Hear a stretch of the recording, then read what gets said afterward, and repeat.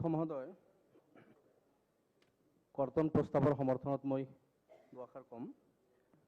Budget এডুকেশ্যনৰ কাৰণে যিখিনি দিয়া হৈছে, হয় টোটেল বাজেটৰ ভালেখিনি পইচা দিয়া হৈছে। প্ৰয়োজন হ'লে আৰু বেছি বাজেট দিলেও আমি ভাল পাম, আৰু প্ৰয়োজন আছে বুলিও মই অনুভৱ কৰোঁ। কিন্তু ইতিমধ্যে আমাৰ মাননীয় সদস্য কোৱাৰ দৰে ঠিকঠাক মতে কিন্তু ডিপাৰ্টমেণ্ট চলি থকা নাই। এইটো মই অকল এই চৰকাৰক নকওঁ, এইটো এটা কণ্টিনিউ প্ৰচেছ। আজি এডুকেশ্যনৰ আমাৰ যি অৱস্থা, যি অৱস্থানত আমি অসম আছোঁ, মাননীয় অধ্যক্ষ মহোদয়, গোটেই ভাৰতবৰ্ষৰ ভিতৰত আমাৰ ইচ্ছা, আমি সকলো 126 জন বিধায়ক আমি বিচাৰোঁ টপ 5ৰ ভিতৰত আমাৰ ষ্টেটখন আহক। তাৰ কাৰণে আমি সকলো ডিপাৰ্টমেণ্টকৈ বেছি জোৰ আমি এডুকেশ্যনত দিব লাগিব। সব ডিপাৰ্টমেণ্টৰ কাম আমি কৰিব লাগিব। কিন্তু এডুকেশ্যন, আমি যদি এডুকেটেড নহওঁ, শিক্ষা যদি নাথাকে, এতিয়াও যদি 26 নম্বৰ পজিশ্যনত ভাৰতবৰ্ষৰ ভিতৰত আমি থাকিব লগা হয়, তেতিয়া টপ 10লৈকে যাবলৈ হ'লে, এই 26ৰ পৰা অতিক্ৰম কৰিবলৈ হ'লে দিল্লী বহুত দূৰহে। গতিকে এইখিনি অতিক্ৰম কৰাৰ কাৰণে মই ভাবোঁ ডিপাৰ্টমেণ্ট বহুত এক্টিভ হ'ব লাগিব। আমাৰ যিখিনি দুৰ্বলতা আছে সিৰিয়াছলি সেইখিনি এনালাইজ কৰি সেইখিনি আপোনাৰ এড্ৰেছ কৰাৰ কাৰণে চৰকাৰ আৰু মাননীয় মন্ত্ৰী গুৰুত্ব দিব লাগিব। মাননীয় অধ্যক্ষ মহোদয়, আমি গোটেই ভাৰতবৰ্ষ আমাৰ লিটাৰেচি ৰেট এইটো 2011ৰ পিছত আৰু নতুন সেন্সাছৰ ৰিপৰ্ট আমাৰ হাতত নাই, যদিও ইণ্ডিভিজুৱেলি আছে, কিন্তু তেনেকুৱা চৰকাৰীভাৱে 72.99% গোটেই ভাৰতবৰ্ষত। আমি অসম ওচৰা ওচৰি আছোঁ এজ এ হোল। ভাৰতবৰ্ষত যদি লয় 72.19% আমি অসমো আছোঁ। কিন্তু মাননীয় অধ্যক্ষ মহোদয়, অসমখনৰ ছবি যদি আমি বিচাৰোঁ, ভাৰতবৰ্ষৰ ভিতৰত এই 26 নম্বৰ পজিশ্যনৰ পৰা মই কৈছোঁ 5 নম্বৰত আমি যাব লাগিব, আমি 3-4 নম্বৰত আমি যাব লাগিব। কিন্তু অসমৰ ভিতৰতো মাননীয় অধ্যক্ষ মহোদয়, ধুবুৰীৰ যদি আপুনি লিটাৰেচি ৰেট চায় 58%, ধুবুৰীৰ লিটাৰেচি ৰেট যদি আমি চাওঁ 58%, কামৰূপ মেট্ৰ' 88%। ভাল কথা, 88 নহয়, আমি 90-95লৈকে কামৰূপ মেট্ৰ' লৈ যাব লাগিব। শিৱসাগৰ 82%, যোৰহাট 82%, মোটামুটি এটা লিটাৰেচি ৰেট আমাৰ ভাল। কিন্তু বৰপেটা ডিষ্ট্ৰিক্টৰ লিটাৰেচি ৰেট মাননীয় অধ্যক্ষ মহোদয় 63, চিৰাং ডিষ্ট্ৰিক্ট 63, দৰং 63, কোকৰাঝাৰ ওদালগুৰি 65। আমাৰ অসমৰ যিটো সাক্ষৰতাৰ হাৰ, লিটাৰেচি ৰেট, তাতকৈ আমি চিৰাং, ওদালগুৰি, কোকৰাঝাৰ, বৰপেটা, দৰং, ধুবুৰী বহুত তলত, এতিয়াও 10 পইণ্ট আমি তলত আছোঁ। গতিকে এইখিনি অতিক্ৰম কৰিবলৈ হ'লে নিশ্চয় আমি এই ডিষ্ট্ৰিক্টবিলাকত কনচেনট্ৰেশ্যন দিব লাগিব, আৰু ইয়াৰ যি সমস্যা আছে সমস্যাখিনি সমাধান কৰিব লাগিব। মাননীয় অধ্যক্ষ মহোদয়, মাননীয় মন্ত্ৰী কেইদিন আগত আপোনাৰ বিধানসভাত যিটো ডাটা দিছে, শিক্ষা বিভাগত গ্ৰেড 1ৰ পৰা গ্ৰেড 4লৈকে 50,465টা পদ খালী, 50,465 পোষ্ট গ্ৰেড 1ৰ পৰা গ্ৰেড 4লৈকে খালী। এটি একদিনত খালী হোৱা নাই, 2 মাহৰ চৰকাৰ মই নকওঁ যে এই চৰকাৰৰ কাৰ্যকালত 50,000 খালী হৈছে, এই কথাখিনি মই নকওঁ। কিন্তু শিক্ষা বিভাগত কিয় 5 বছৰ আমি পদ খালী হৈ একেলগে 5 বছৰত খালী হ'ব, তাৰপিছত আমি পদখিনি পূৰণ কৰিম, এই যদি কৰিব লগা হয় তেতিয়াহ'লে আমাৰ শিক্ষাৰ অৱস্থা কি হ'ব মাননীয় উপাধ্যক্ষ মহোদয়। গতিকে শিক্ষা বিভাগত এই পদবিলাক 50,000 যে খালী হৈছে, মই ভাবোঁ যদি ৰেগুলাৰ যদি ইয়াৰ ভেকেঞ্চিছবিলাক পূৰা কৰি থকা হয় তেতিয়াহ'লে এনেকুৱা ধৰণৰ পদ খালী নহ'ব। অনাগত দিনত এইটো গুৰুত্ব সহকাৰে এই কথাটো ল'ব লাগে যে শিক্ষকৰ পদ খালী হোৱাৰ লগে লগে, যেনেকুৱা কলেজত এটা ছিষ্টেম আছে যে পদ খালী হ'লে গভৰ্ণিং বডিক আমি এইটো পাৱাৰ দিয়া আছে যে তেখেতসকলে গভৰ্ণমেণ্টৰ লগত টেক আপ কৰিব, এডভাৰটাইজ কৰিব, উইদিন শ্বৰ্ট টাইমত তেখেতসকলে টিচাৰ পায়। যদিও বহুত দিনৰ পৰা কলেজত হৈ থকা নাই, কিন্তু এই ছিষ্টেমটো আছে। কিন্তু LPME, high school, higher secondary, junior কলেজবিলাকত আমি এইটো এখতিয়াৰ দিয়া নাই। একেলগে খালী হ'ব, 2-3 বছৰ পিছত মেলাৰ নিচিনা হ'ব, আমি কিছু শিক্ষক নিযুক্তি দিম, আৰু এই 2-3 বছৰ শিক্ষক থাকক নাথাকক যেনে তেনে চলিব। মাননীয় অধ্যক্ষ মহোদয়, এনেকুৱা যদি থাকে তেতিয়াহ'লে আমি টপ 5ৰ ভিতৰত কেতিয়াও যাব নোৱাৰোঁ। আপুনি আমাৰ নৰনাগৰীয়া কোৱাৰ দৰে হাইস্কুলবিলাকত মাননীয় অধ্যক্ষ মহোদয়, পুৰণি হাইস্কুল, যি হাইস্কুল 50, 60, 75, 100 বছৰ অতিক্ৰম কৰিছে, এই হাইস্কুল, হায়াৰ ছেকেণ্ডাৰী স্কুলবিলাকত 10, 12, 14, 15টা শিক্ষকৰ পদ খালী। মোৰ KK পাঠক কলগাছি হাইস্কুলত 8-10টা পোষ্ট খালী, গুনিয়ালগুৰি হায়াৰ ছেকেণ্ডাৰী স্কুলত 9টা পোষ্ট খালী, লাংলা মডেল হাইস্কুলত 13টা পোষ্ট খালী, জনিয়া, কাদং, বালিকুৰি, খৰিচালা প্ৰত্যেকটা হাইস্কুলত 8, 10, 12টা পোষ্ট খালী। মই ভাবোঁ গোটেই অসমত আমাৰ মাননীয় সদস্যসকলে যদি স্কুলবিলাকৰ অৱস্থা চায়, 2-এজন কৰি যোৱা দিছে কিছুদিন আগত, কিন্তু এতিয়াও 7জন, 8জন, 5জন, 10জনৰ পদ হাইস্কুলবিলাকত খালী।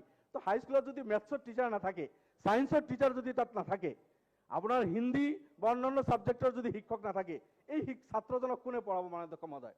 ওপৰৱালাৰ এতিয়া এইটো বুনে হৈছে না কি হৈছে আমাৰ ওপৰত, যে 1-1.5 বছৰৰ পৰা স্কুল বন্ধ। কৰোনাৰ কাৰণে স্কুল বন্ধ, শিক্ষক নাই, ছাত্ৰও নাই, যোৱা নাই, এটা একটা বেলেগ কথা। আদাৰওয়াইজ যদি আমি অলপ পিছত গৈ চাওঁ যে ডিপাৰ্টমেন্টৰ এই শিক্ষক নোহোৱাকৈ কেনেকৈ এই স্কুলবিলাক চলিছে। প্ৰাইমাৰী স্কুলৰ কথা কৈছে, মই গোটেই অসমত এইটো মাননীয় অধ্যক্ষ মহোদয়, এইটো যিটো মই কৈ আছিলোঁ যে বৰপেটাৰ লিটাৰেচি ৰেট মাননীয় শিক্ষামন্ত্ৰী আছে 63%, কিন্তু ৰূপসী ডেভেলপমেন্ট ব্লক মোৰ জনীয়া সমষ্টি তাতে যদি যায় 45% লিটাৰেচি ৰেট, চেঙা ডেভেলপমেন্ট ব্লক 47%, মন্দিয়া ডেভেলপমেন্ট ব্লকৰ আপোনাৰ 38% লিটাৰেচি ৰেট হয়। বজালিত অলপ বেছি, তাতে হয়তো 75%, বৰপেটা সদৰত 70% হ'ব, আকৌ আমাৰ তাতে 40-45, এই গৈ লৈ 63%। গতিকে এতিয়াও স্বাধীনতাৰ এই 74 ইয়াৰ্ছ পিছত যদি একোটা ডেভেলপমেন্ট ব্লকত যদি লিটাৰেচি ৰেট, সাক্ষৰতাৰ হাৰ যদি আমাৰ 35, 40, 45, 50 হয়, 50% মানুহ যদি এতিয়াও নিৰক্ষৰ হয়, সঁচাকৈ কিন্তু ভাবিবলগীয়া। পইচা ডিপার্টমেন্টত ধার্য করা হয়েছে, কামও হওয়া নাই বলি মই নকওঁ, কিছু হয়েছে, কিন্তু যথেষ্ট কমি আমার এই ডিপার্টমেন্টত আছে। মাননীয় শিক্ষামন্ত্রী মহোদয় তেখেতে মই ভাবোঁ নতুন দায়িত্ব লৈছে, তেখেতে যদি এই বস্তুখিনি নজৰ ৰাখে, মই ভাবোঁ কিছু পৰিমাণে ইয়াৰ এই সমস্যাবিলাক সমাধান হ'ব। মাননীয় অধ্যক্ষ মহোদয়, এতিয়া হয়তো মন্ত্ৰী মহোদয়টো ক'ব 22,000 শিক্ষক নিযুক্তি দিব বুলি এটা তেখেতসকলে সিদ্ধান্ত লৈছে। সরকারে সিদ্ধান্ত লৈছে কেবিনেটত 22-23 হাজাৰ শিক্ষকৰ পদ পূৰণ কৰা হ'ব।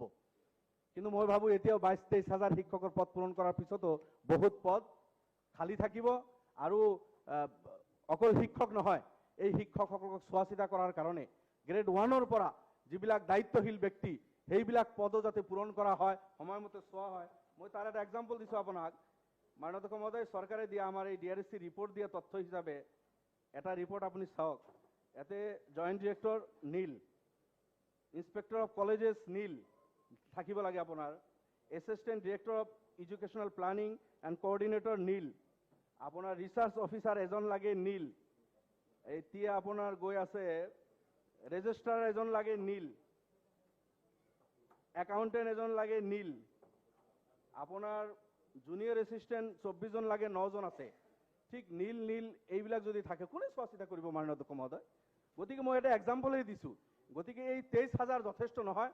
শিক্ষা বিভাগত যিমান পদ খালী আছে, মই ভাবোঁ চৰকাৰে গুৰুত্ব সহকাৰে লৈ গোটেইখিনি পদ অতি সোনকালে পূৰণ কৰিব লাগে, আৰু ইয়াৰ পিছত আৰু 5 বছৰৰ কাৰণে অপেক্ষা কৰিব নালাগে মাননীয় অধ্যক্ষ মহোদয়। পূৰণ কৰাৰ পিছত হয় 3 মাহৰ পিছত আকৌ শিক্ষকৰ পদ খালী হ'ব।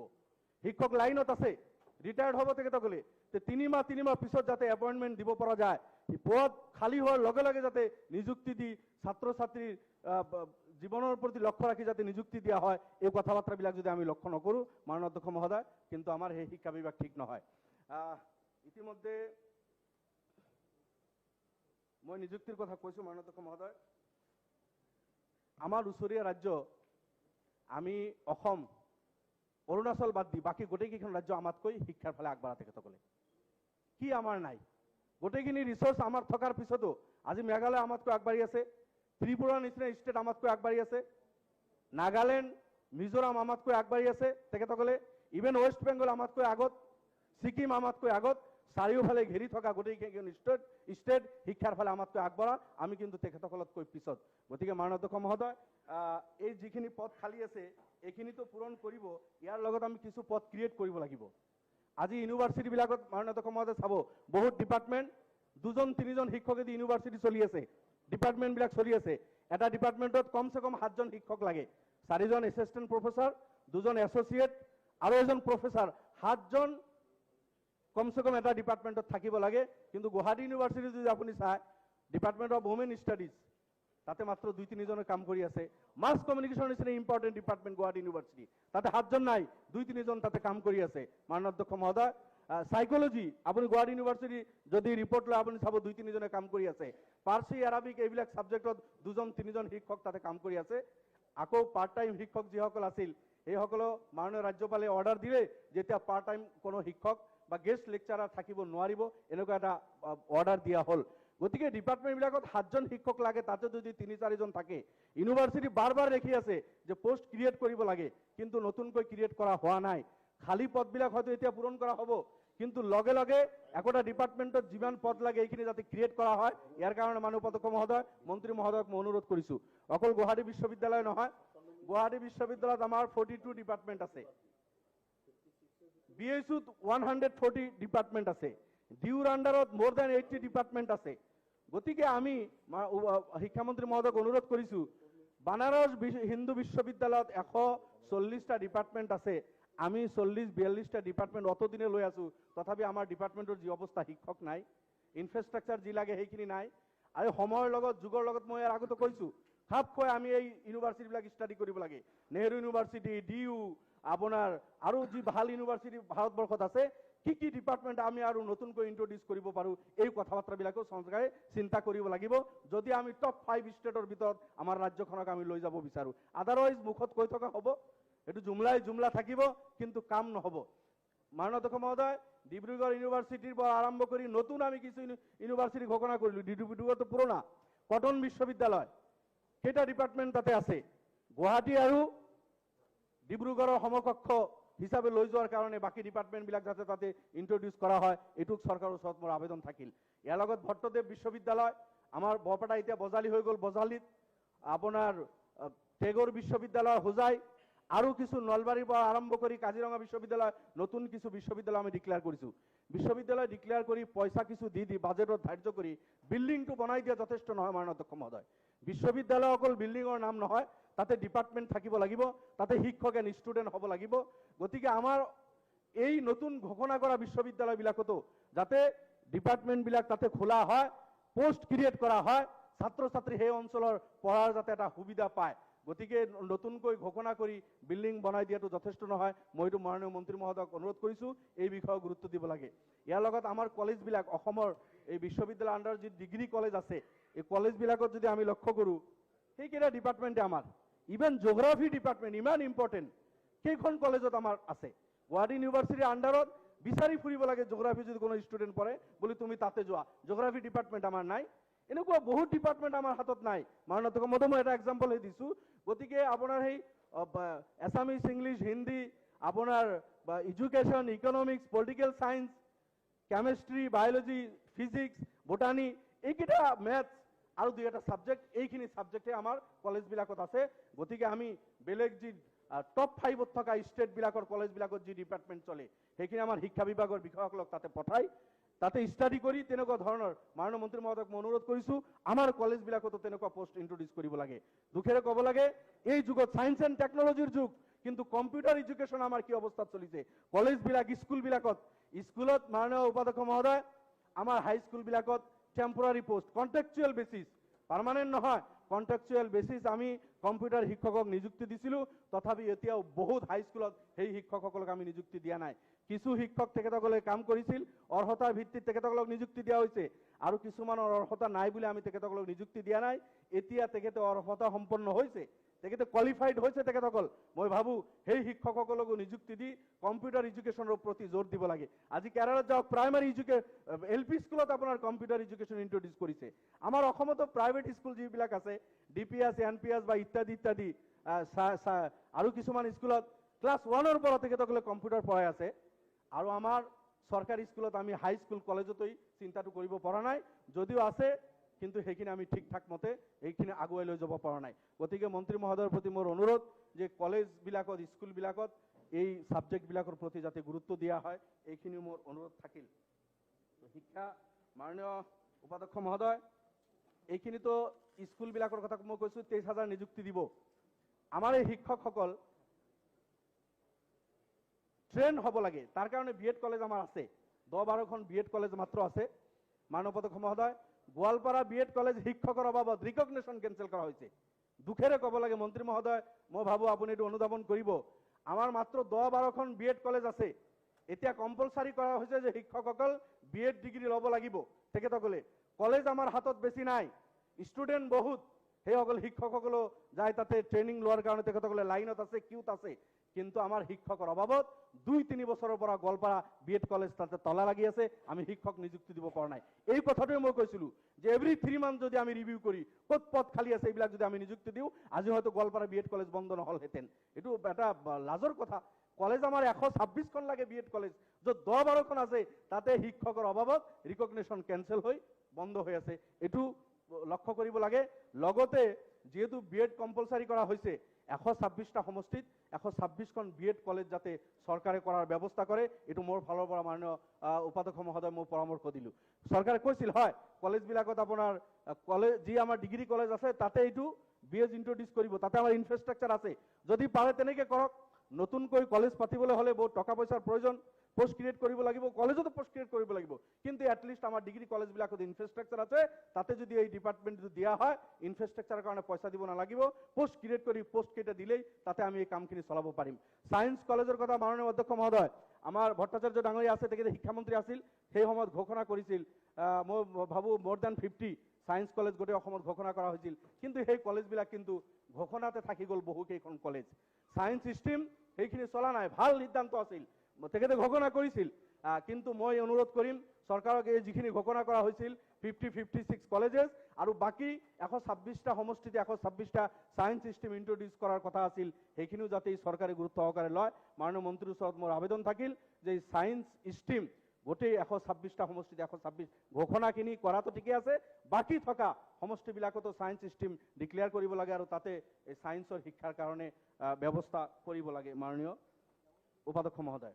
ইয়াৰ পিছত মই যোৱাকালি আলোচনা হৈছিল, মই হয়তো আপুনি ৰুলিং দিব যে টাইম শেষ হ'ব গৈ আছে, ভেঞ্চাৰ স্কুলৰ কিছু কথা কম মাননীয় মহোদয়। আমাৰ যিটো এই ভেঞ্চাৰ ভাৰতবৰ্ষত কতো নাই, ভেঞ্চাৰ শিক্ষাৰ এইটো, কিন্তু অসমত এই শিক্ষকসকল বা আমাৰ ৰাইজে স্কুল পাতিছে, তেখেতসকলে নিজে মাটি দিছে, মূৰৰ ঘাম ভৰিত পেলাই তেখেতসকলে স্কুলবিলাক পাতি দিছে আৰু তেখেতসকলৰ ল'ৰা ছোৱালী শিক্ষা দিয়াৰ কাৰণে শিক্ষিত যুৱকসকল তাতে নিযুক্তি দিছে, তেখেতসকলে কৰিছে। এইটো 90sৰ পৰা চলি আছে, আগৰ পৰা চলিছে। স্কুলবিলাক টাইম টু টাইম প্ৰভিন্সিয়েলাইজড হৈছে, 96তো হৈছে, লং টাইম মাজত হোৱা নাছিল, আকৌ গৈ 2011ত কুচকাৱাজ আৰম্ভ কৰি 2013ত প্ৰভিন্সিয়েলাইজড হ'ল। আৰু তাৰপিছত আপোনাৰ লাষ্ট কিছু স্কুল কলেজ নহয়, এতিয়া পোষ্টহে লাহে লাহে গৈ গৈ এতিয়া পোষ্ট প্ৰভিন্সিয়েলাইজড কৰা হ'ল, টিউটাৰ হিচাপে বা এনেকুৱা তেনেকুৱা কিছু নিযুক্তি দিয়া হ'ল। মাননীয় অধ্যক্ষ মহোদয়, আপুনি এই ভেঞ্চাৰ স্কুল কলেজ প্ৰাইমাৰীৰ পৰা আৰম্ভ কৰি ME হায়াৰ ছেকেণ্ডাৰী জুনিয়ৰ আৰু ডিগ্ৰী কলেজ যদি আপুনি লক্ষ্য কৰে, অলমষ্ট 50% তেখেতসকলে আমাৰ ল'ৰা ছোৱালীক প্ৰাইমাৰী, মই চালোঁ প্ৰাইমাৰী আৰু আপাৰ প্ৰাইমাৰীত আমাৰ প্ৰায় 30 লাখ ষ্টুডেণ্ট আমাৰ আছে। এই 50% এই ভেঞ্চাৰ স্কুল আজি নাই, আজি কমিছে, কিন্তু আপুনি যদি 90sৰ পৰা লয় 50% ভেঞ্চাৰ স্কুল তেখেতসকলে ছাৰ্ভিচ দি আহিছিল আমাৰ ল'ৰা ছোৱালীক। মাননীয় মন্ত্ৰীক মই অনুৰোধ কৰিম এইটো যাতে অলপ বহল মনেৰে এই কথা বাৰ্তাখিনি গুৰুত্ব দিয়ে, তেখেতসকলে এই ছাৰ্ভিচটো দি আহিছে, আমাৰ ল'ৰা ছোৱালীক শিক্ষা দিছে। মই নিজে ভেঞ্চাৰ স্কুলৰ ষ্টুডেণ্ট আছিলোঁ। আমাৰ হয়তো বহুত বিধায়ক হ'ব যিসকলে ভেঞ্চাৰ স্কুলত মাননীয় স্পীকাৰ কোৱাৰ দৰে যে বহুতে ভেঞ্চাৰ স্কুলত পঢ়াইছিল বা বহুতে ভেঞ্চাৰ স্কুলত পঢ়ি তাৰ পৰা আহি হয়তো আমি আজি বিধায়ক হৈছোঁ, কোনোবা আৰু কিবা পদত গৈ কলেজ ইউনিভাৰ্চিটিত শিক্ষকতা কৰি আছে, কিন্তু আমি সেই ষ্টেজৰ পৰা ওলাই আহিছোঁ। 50% আমাৰ ল'ৰা ছোৱালীক শিক্ষা দিয়া যিসকলৰ অৱদান আছে সেইসকলক যিভাৱে ট্ৰিট কৰিব লাগিছিল, মাননীয় উপাধ্যক্ষ মহোদয় দুখেৰে ক'ব লাগে, মই প্ৰত্যেক অকল এই চৰকাৰক কোৱা নাই, প্ৰত্যেক চৰকাৰে যেনেদৰে গুৰুত্ব সহকাৰে এই শিক্ষক বা ছাত্ৰ বা স্কুল ভেঞ্চাৰ স্কুলখিনিৰ সমস্যা এড্ৰেছ কৰিব লাগিছিল, তেনেকৈ কিন্তু কৰা নাই। টাইম টু টাইম কিছু কৰা হৈছে, ইয়াৰ পিছতো বহুত সমস্যা ৰৈ গৈছে। মই কেইটামান সমস্যাৰ কথাই মাননীয় শিক্ষামন্ত্ৰীক ক'ম। প্ৰাইমাৰী স্কুল কিছুমান জেনুইন স্কুল, তেখেতসকলে লং বেক তেখেতসকলে পঢ়াই আছে, কিন্তু অলপ ডাইচৰ প্ৰব্লেম, ডাইচ তেতিয়া ইমান ইম্পৰ্টেণ্ট নাছিল। ডাইচ কোডটো আপোনাৰ সেই BO অফিচৰ পৰা দিয়ে, কেতিয়াবা নিদিয়ে। তেতিয়া নাছিল যে প্ৰভিন্সিয়েলাইজেশ্যন এক্টত এই কথাটো লগাই দিয়া হ'ব, এই কথাটো তেতিয়া নাছিল। গতিকে এই ডাইচৰ কাৰণে জেনুইন কিছু স্কুল তাতে লেফ্ট আউট হৈ আছে, এইখিনিৰ যাতে গুৰুত্ব দিয়া হয়। ME স্কুল মাননীয় উপাধ্যক্ষ মহোদয়, শিক্ষামন্ত্ৰীক কম মই, ME স্কুল 11-2006ৰ আগত প্ৰভিন্সিয়েলাইজেশ্যন এক্টৰ আওতাত আনিল। 11-2006ৰ আগত যিখিনি ৰিকগনেশ্যন হৈছে, মন্ত্ৰী মহোদয়ক মই জনাইছোঁ যে 11-2006ৰ আগত ৰিকগনেশ্যন হৈছে, কিন্তু এই ৰিকগনেশ্যন লেটাৰটো ইছ্যু কৰোঁতে 2007ৰ হয়তো জানুৱাৰী বা ফেব্ৰুৱাৰীত কৰিছে। ৰিকগনিশ্যন 6ৰ 1/1/2006 আগতে হৈছে মই ভাবো আমাৰ মাননীয় সদস্যৰ সমষ্টি যেনেকৈ স্কুল আছে আপোনাৰ সময়টো শেষ হৈ আছে আপুনি কনক্লুড হয় মই 2-4 মিনিটত শেষ কৰিম মাননীয় উপাধ্যক্ষ মহোদয় যদি আপোনাৰ লিখা আছে সাবমিট কৰি দিলেও উই ক্যান একসেপ্ট ইট তো ইস্যু ডেটৰ কাৰণে বহুত স্কুল মাননীয় অধ্যক্ষ মহোদয় এম ই স্কুল ইস্যু ডেটৰ কাৰণে সেই সকলক ইয়াৰ পৰা বঞ্চিত কৰা হল অথচ একে সময় ৰিকগনিশ্যন হৈছে একে সময় স্কুল পাতিছে ঠিকঠাক মতে স্কুল চলিছে জাস্ট ৰিকগনিশ্যন লেটাৰটো অফিচৰ পৰা ইস্যু কৰোতে 1 মাহ 2 মাহ দেৰি হোৱাৰ কাৰণে এই শিক্ষকসকল কিছুমানে 25 বছৰ ৰিটায়াৰ্ড হ'ব কিছুমানে 22 বছৰ 25 বছৰ 28 বছৰ পঢ়ালে সেই সকলক বঞ্চিত কৰা হৈছে মই ভাবো চৰকাৰে এটো পজিটিভলি লৈ এই সমস্যাটো যাতে এড্ৰেছ কৰে আৰু তেখেতসকলক কনসিডাৰত লয় ইয়াৰ পিছত মাননীয় অধ্যক্ষ মহোদয় 2013 ত যেতিয়া স্কুল প্ৰভিন্সিয়েলাইজ কৰা হল এমই স্কুলত মন্ত্ৰী মহোদয় তেতিয়া 5+ আৰু 6+ আছিল এমই স্কুল বিলাকত এমই স্কুল 5+ এমই মাদ্ৰাসাত আপোনাৰ 6+ শিক্ষক নিযুক্তি দিয়া হৈছিল কিন্তু আকৌ যেতিয়া আমি লেটেস্ট স্কুল ললো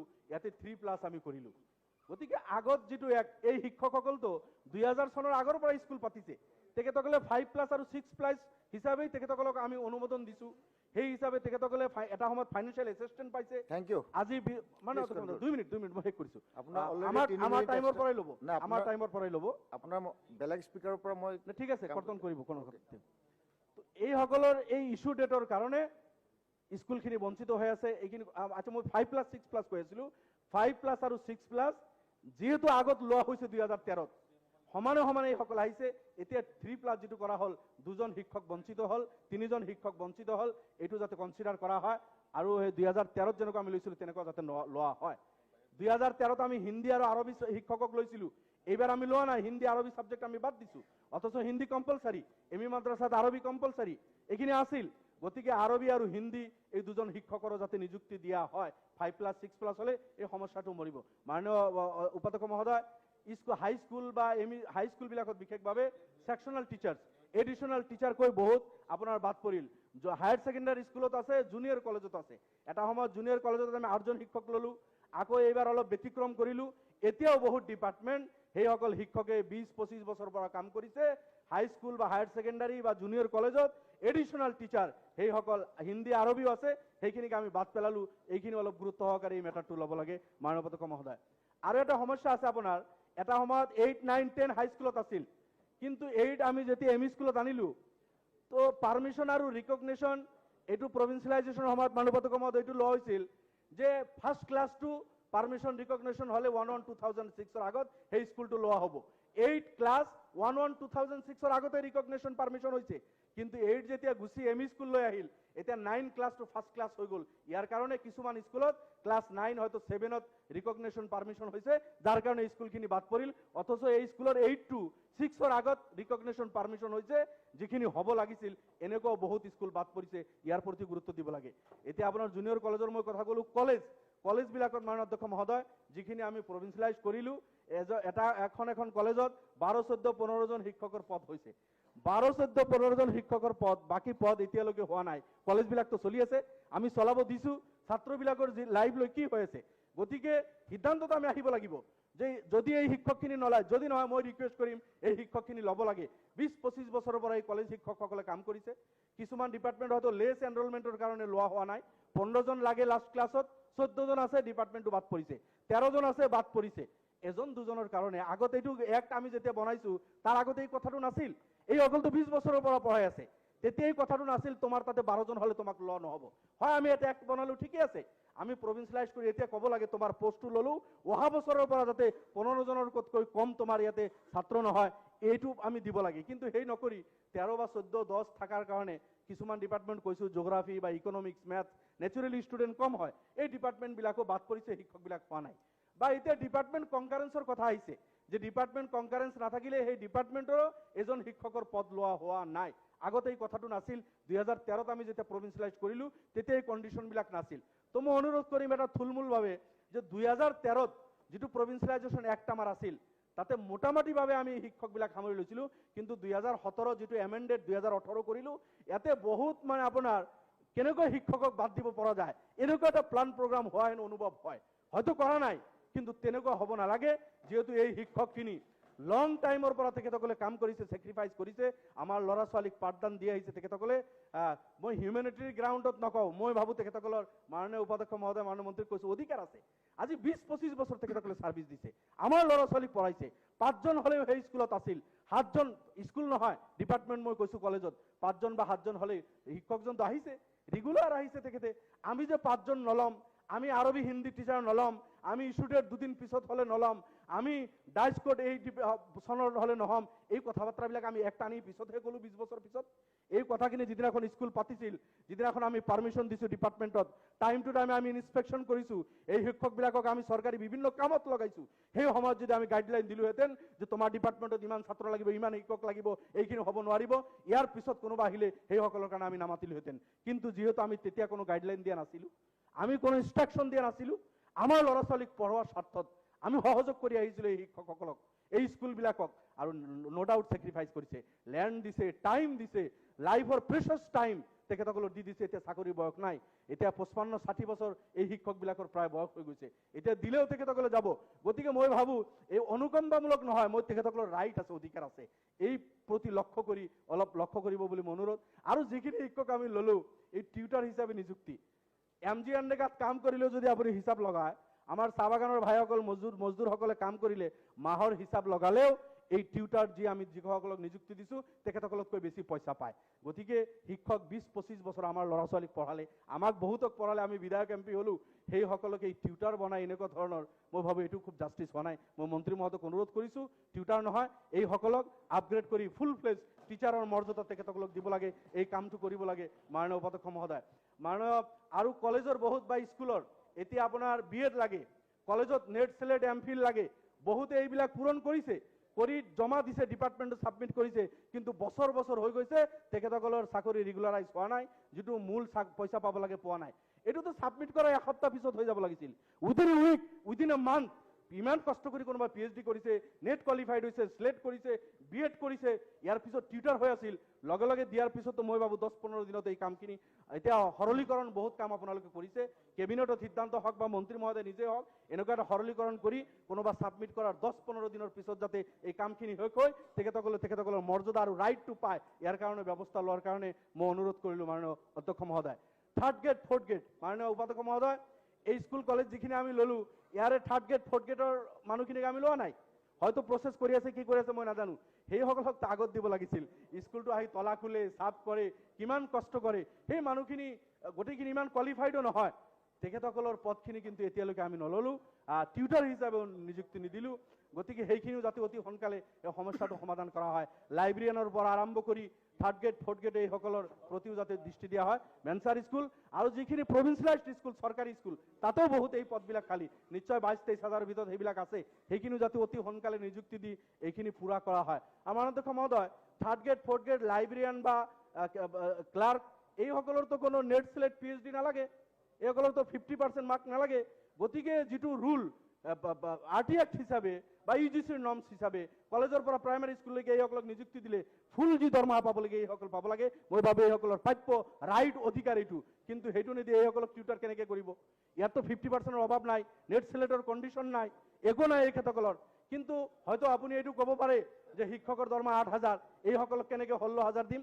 শিক্ষকজনক 8,000ৰ পৰা 22,000 আমি কেনেকৈ দিব পাৰোঁ? তেনেকুৱা পৰিকল্পনা চৰকাৰে যদি ইচ্ছা কৰে নিশ্চয় কৰিব পাৰিব। আৰু আপোনাৰ এই কলেজবিলাকত এটা সময়ত আছিল আপোনাৰ, মই যদি ভুল কোৱা নাই, 96 98 এনেকুৱা আছিল, ইয়াৰ আগত নেট স্লেট PhD কম্পালচাৰী নাছিল, মষ্ট প্ৰবাবলি 2004লৈকে BEd এইবিলাক কম্পালচাৰী নাছিল। গতিকে এই ভেঞ্চাৰ স্কুলৰ শিক্ষক যিসকল 2004ৰ আগত নিযুক্তি কাম কৰি আছে বা 2000ৰ আগত যিসকল স্কুলৰ কলেজ টিচাৰ যিসকল কাম কৰি আছে, সেইসকলৰ কাৰণে মই ভাবোঁ 50%ৰ কণ্ডিশ্যন হ'ব নালাগে। BEd বা নেট স্লেট কলেজলৈকে এই কণ্ডিশ্যনবিলাক বা এই থাকিবতো নালাগে, যিহেতু আগত নাছিল। 2000ৰ আগত যি স্কুল আমি শিক্ষক নিযুক্তি দিছিলোঁ তেতিয়া আমি BEd বিচৰা নাছিলোঁ, বা 98ৰ আগত কলেজক নিযুক্তি দিয়া নেট স্লেট PhD আমি বিচৰা নাছিলোঁ। গতিকে তাৰ আগত যিখিনি শিক্ষক আছে, এতিয়া 58 ইয়াৰ্ছ হ'ল, 2 বছৰ বাকী আছে, এই মানুহজন কেনেকৈ গৈ BEd কৰিব? BEd কৰিব নোৱাৰে শিক্ষকজন, 8,000 দৰমহা লৈ টিউটাৰ হিচাপে তেখেতে ৰিটায়াৰ্ড হ'ব আৰু ফুল ফ্লেজড হিচাপে তেখেতসকলৰ নিযুক্তি নাপাব। গতিকে এই মেটাৰটো যাতে মাননীয় মন্ত্ৰী মহোদয় অলপ গুৰুত্ব দিয়ে, তাৰ কাৰণে মই অনুৰোধ ৰাখিলোঁ। আৰু আপোনাৰ আমাৰ মাননীয় সদস্য কৈ আছে 5 গ্ৰাম কাগজ কল, এইটো ৰিলেটেড নহয়, মই সেই বিষয়ে নকওঁ। কাগজ কলটো আমি জিন্দা কৰিব নোৱাৰিলোঁ বহুত প্ৰতিশ্ৰুতি থকাৰ পিছত, কিন্তু তাতে এটা চেণ্ট্ৰেল স্কুল আছিল মাননীয় অধ্যক্ষ মহোদয়। সেই কৰ্মচাৰীসকলৰ ল'ৰা ছোৱালী তাতে পঢ়িছিল। কলটো বন্ধ হৈছে কিন্তু মানুহখিনিতো তাতে আছে। সেইসকলৰ ল'ৰা ছোৱালী পঢ়াৰ কাৰণে এই বিদ্যালয়খন সুবিধা আছিল, কিন্তু বিদ্যালয়খন আজি বন্ধ। মই মন্ত্ৰী মহোদয়ক অনুৰোধ কৰিছোঁ, 5 গ্ৰাম যিটো চেণ্ট্ৰেল স্কুল আছিল এই স্কুলটো খোলাৰ যাতে ব্যৱস্থা কৰে, যদি দিল্লীৰ লগত যোগাযোগ কৰিব লগা হয়, যিহেতু মানুহখিনি আছে। শিক্ষাটো এইটো মৌলিক অধিকাৰ মাননীয় অধ্যক্ষ মহোদয়। এটা নিৰ্বাচিত চৰকাৰৰ prime duty, first and foremost duty to teach all. Please sit down. Maintain the decorum. মাননীয় অধ্যক্ষ মহোদয়, মই Silence, please. ধন্যবাদ। 5 গ্ৰাম স্কুলে এইটো সমস্যা আছে। আৰু মই ছায়েন্স কলেজৰ কথা কৈছোঁ, আমাৰ গৌৰীপুৰৰ বিধায়কো কৈছিল তেখেতৰ তাতে এটা ঘোষণা কৰিছিল ছায়েন্স কলেজ, কিন্তু এতিয়াও তাতে আৰম্ভ হোৱা নাই। আৰু বহুত সমষ্টিত মাননীয় সদস্যৰ সমষ্টিত হ'ব ছায়েন্স ষ্ট্ৰীম ডিক্লেয়াৰ কৰা হৈছিল, এতিয়ালৈকে আৰম্ভ হোৱা নাই। BEd কলেজৰ কথা ডিক্লেয়াৰ কৰা হৈছিল, হোৱা নাই। এইখিনি কোৱাৰ পিছত মাননীয় অধ্যক্ষ মহোদয়, চাহ বাগান আৰু সংখ্যালঘু অধ্যুষিত অঞ্চল, টাইমৰ অভাৱত হয়তো মই গোটেইখিনি ভিতৰত যাব নোৱাৰিলোঁ। আপোনালোকৰ দলৰ 1 মিনিট আছে, আপুনি পুৰা I am going to conclude my speech within a minute. পুৰা শেষ কৰি দিয়ক। চাহ বাগান অঞ্চলত যদি যায় চৰতকৈ ব্যতিক্ৰম নহয়। তাতেও মালিকবিলাকে যিবিলাক স্কুল চলাই, যি টিচাৰ যেনেকে দিছে, চৰকাৰে যেনেকে হয় কিছু স্কুল পাতিছে, বিল্ডিং বনাইছে, অকল আগতে কৈছোঁ বিল্ডিং যথেষ্ট নহয়, টিচাৰ দিব লাগিব, ইনফ্ৰাষ্ট্ৰাকচাৰ দিব লাগিব। বাগান অঞ্চলবিলাক আৰু চৰ অঞ্চল যিবিলাক অসমৰ লিটাৰেচি ৰেট 72, ইয়াৰ পৰা আমি 80, 85, 90 লৈ যাবলৈ হ'লে আজি এই ষ্ট্ৰীট ৰাইট, ওদালগুৰি, কোকৰাঝাৰ, বঙাইগাঁও, চিৰাং, ধুবুৰী, গোৱালপাৰা, বৰপেটা, এই চৰ চাপৰিবিলাক আমি উঠুৱাই লৈ আহিব লাগিব। ইয়াত যিটো শিক্ষাৰ হাৰ 30, 35, 40%, এইটো যদি আমি 80 লৈকে টাৰ্গেট নকৰোঁ, মাননীয় উপাধ্যক্ষ মহোদয়, অসমখন আগুৱাই নাযায়। 1/3 পপুলেশ্যন ট্ৰাইবছ বা SC, ST বা মাইনৰিটিৰ মানুহখিনি বাদ দি বাকি ৰেষ্ট অফ দ্য অসম আপুনি আমি গোটেই অসমক সমানভাৱে গুৰুত্ব দি সবকা সাথ সবকা বিকাশ যিটো শ্লোগান, ইয়াৰ প্ৰতি লক্ষ্য ৰাখি মাননীয় মন্ত্ৰী মহোদয়ক অনুৰোধ কৰিছোঁ যাতে এই অঞ্চলৰ প্ৰতি বিশেষ দৃষ্টি দিয়া হয়। এইখিনি কৈ মাননীয় সদস্য মৃণাল শইকীয়া ডাঙৰীয়া।